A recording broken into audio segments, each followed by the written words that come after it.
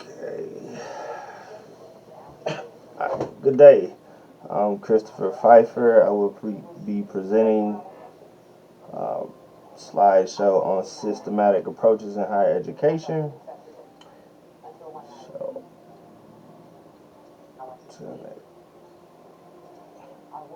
what are systematic approaches? Systematic approaches in higher education administration involve structured framework that facilitate coordinated efforts across institutions. These frameworks ensure alignments among the various departments, leading to more effective collaboration. Some key components are institutional wide structures, cross department alignment, evidence based practices, continuous assessments and improvements. So, by establishing these systematic approaches, institutions can better respond to student needs and foster an environment conducive to success. The emphasis on collaboration and data driven strategies enables students to create a holistic support system that enhances students' outcomes and promotes retention. Ultimately, these frameworks are essential for developing effective educational practices that prioritize student success.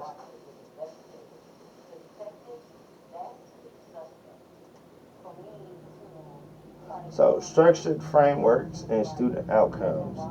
So, the structured framework improves outcomes by aligning academic advising, student support services, financial aid, and data systems. One of these key components from the reading, one of the key messages from the readings is that student success improves when institutions implement intentional integrated support structures. This includes early alert systems, cross department communications, proactive advising. The research shows that approaches collectively lead to higher retention, improvement, engagement, and narrowing the equity gaps. First generation, low income, and underrepresented students benefit from these different type of approaches. So, my personal reflections on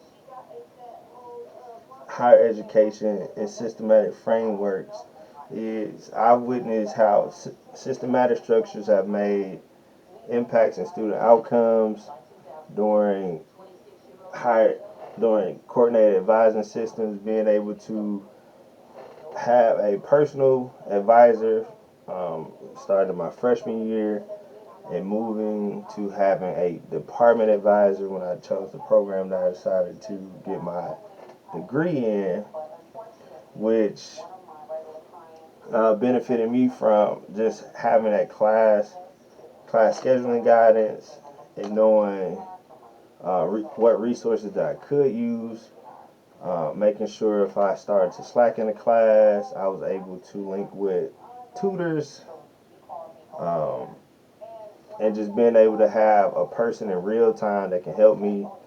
Most of the time, with a lot of advisors, uh, you're able to send an email, um, text message, phone call during office hours, and once you build that rapport, it can lead to more than just outside of office hours.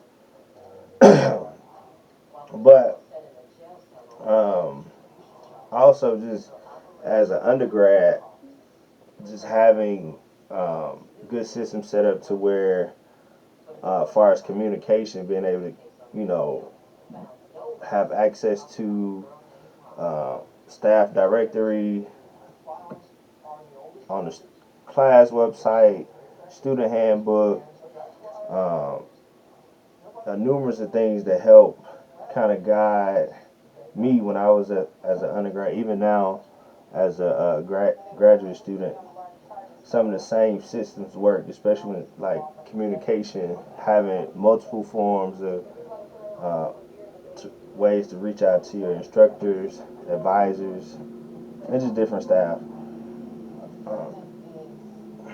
which leads to higher success rates in class and retention. Being able to feel supported and be comfortable. So,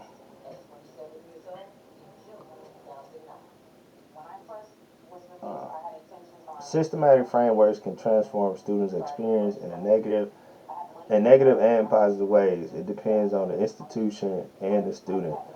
So, some institutions, some students go off as an 18-year-old and go to huge schools, can be overwhelming, and they do not have systems set up to support students, especially new students. It can lead to a student leaving after one semester or one entire full school year. A lot of schools have been creating the buddy system, so incoming freshmen get linked with a upperclassman that might be in their dorm, maybe be a RA, a student ambassador that they can lean on to know what's going on around campus, to get to their classes and how to navigate the campus, uh, which is a great program. A few schools in Wisconsin utilize the buddy system. I think it was a great idea. I wish I would have had it my freshman year. Stuff would have been a little smoother, but just simple tools that most schools have that kind of work, that helps really build student rapport and retention. Programs and qualitative data. So the literature provides strong example of success programs built on systematic framework. Say Georgia State is widely known for its predictive analytic model, which track hundreds of risk indicators and triggers in timely interventions. This design has helped reduce equity gaps and raise graduation rates. Another example is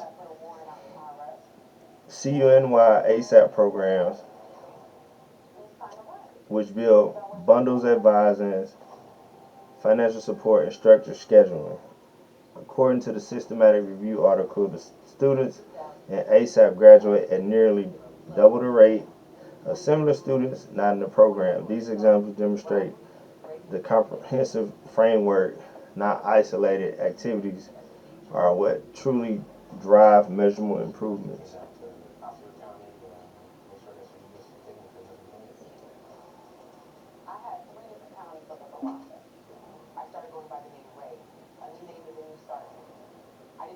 So, in summary, systematic approaches in higher education alignment across departments enables data-driven decision making and help institutions better identify and support student needs. My personal experience and referred programs have helped demonstrate that when institutions move from isolated efforts to coordinated frameworks, student outcomes uh, are improved significantly. The implementation is clear to support diverse learners in complex educational environments. Higher education must adopt structured systems that prioritize equity, collaboration, and improvement.